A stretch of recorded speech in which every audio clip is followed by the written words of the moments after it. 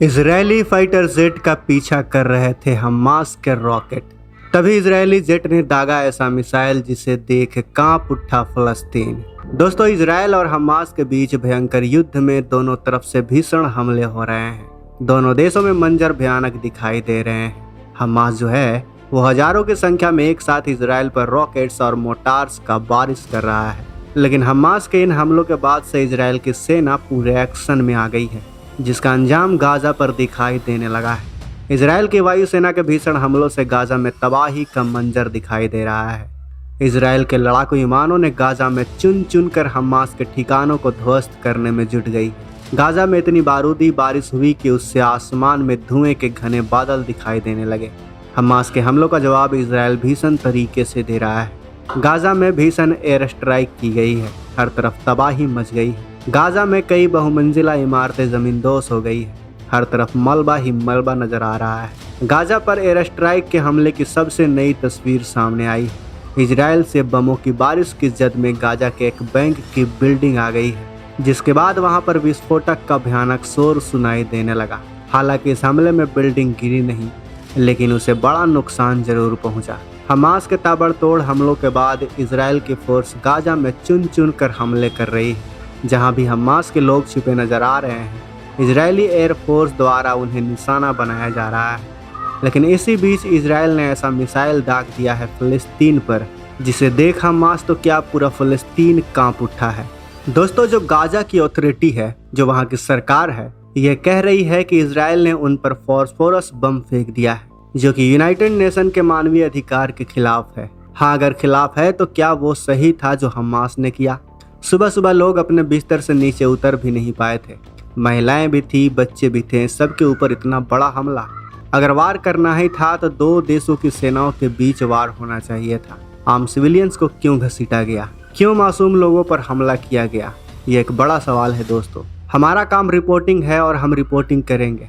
और रिपोर्टिंग के आधार पर यह पता चल रहा है कि गाजा पट्टी ने यूनाइटेड नेशन की तरफ आवाज बुलंद की है कि इजरायल ने मानवीय कानून का वायलेंस किया है और इजरायल ने फेंक दिया है फास्फोरस बम। जानेंगे कितना खतरनाक होता है फास्फोरस बम।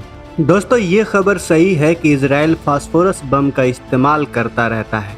कुछ इसी प्रकार के आरोप रसिया पर भी लगाए गए थे कि रसिया ने यूक्रेन पर इस प्रकार के बम का इस्तेमाल किया है। दोस्तों, व्हाइट फास्फोरस सेल्स, व्हाइट सफ़ेद रंग के फास्फोरस की सेल्स का गोलों का इस्तेमाल पहले भी इजरायल कर चुका है। जी हाँ दोस्तों, सन 2008 से 2009 के अपने हमले में, जिसमें इजरायल ने हमला किया था गाजा स्ट्रिप पर, गाजा पट्टी पर, उस वक्त इस प्रकार के शस्त्र का इस्तेमाल किया गया था इजरायल के द्वारा, जिसमें व्हाइट फास्फोरस था और उसकी वजह से बहुत सारे मासूम लोगों की जानें भी गई थी। यहाँ व्हाइट फास्फोरस बम का इस्तेमाल किया गया है। इस बात की पुष्टि वहाँ पर मेडिकल टीम ने भी, जो दूसरे देशों से गए थे, उन्होंने भी इस बात की पुष्टि की थी। और भी कई संस्थानें वहाँ के लोगों की जान बचाने के लिए गाजा पट्टी में गए थे, उन्होंने इस बात को कंफर्म किया था कि इजरायल ने इस प्रकार के बम का इस्तेमाल किया है। लेकिन सबसे बड़ा सवाल है कि क्या अभी इस युद्ध में इजरायल ने इस बम का इस्तेमाल किया है? इसकी कंफर्म खबर तो नहीं है, लेकिन एक वीडियो सोशल मीडिया पर वायरल हो रहा है और उसी को प्रूफ के तौर पर रखकर गाजा कह रहा है कि इजरायल ने फिर से व्हाइट फास्फोरस बम का इस्तेमाल किया है, जो कि मानव अधिकार लॉ के खिलाफ है। दोस्तों, अगर इजरायल ने सही फिलिस्तीन के आम नागरिकों पर फिलिस्तीन पर फास्फोरस बम का इस्तेमाल किया है और फिलिस्तीन इसे साबित कर देता है, तो दूसरे मुस्लिम देश भी फिर से फिलिस्तीन के साथ आ सकते हैं। इस युद्ध में ईरान इन्वॉल्व हो सकता है। अगर ईरान इन्वॉल्व हुआ तो अमेरिका भी चुप नहीं बैठेगा। ऑलरेडी खबरें आ रही हैं कि अमेरिका अपने युद्धपोत, अपने लड़ाकू विमान इजरायल की तरफ भेज भी चुका है। ऐसी स्थिति में अगर ईरान वहां इन्वॉल्व हो गया और धीरे धीरे करके फिर सऊदी अरब इन्वॉल्व हो जाएगा, दूसरे देश भी इन्वॉल्व हो जाएंगे।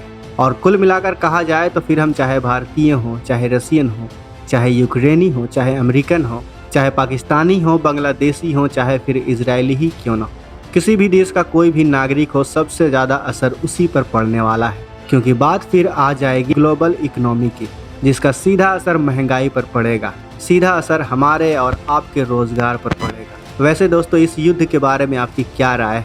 इस युद्ध को लेकर अपने विचार हमें कमेंट बॉक्स में अवश्य बताएं। मिलते हैं अगले वीडियो में। वीडियो को शेयर करना बिल्कुल भी ना भूलें और अगर आपने अभी तक इस चैनल को सब्सक्राइब नहीं किया है तो इस चैनल को भी सब्सक्राइब कर लें। मिलते हैं अगले वीडियो में। जय हिंद, जय भारत।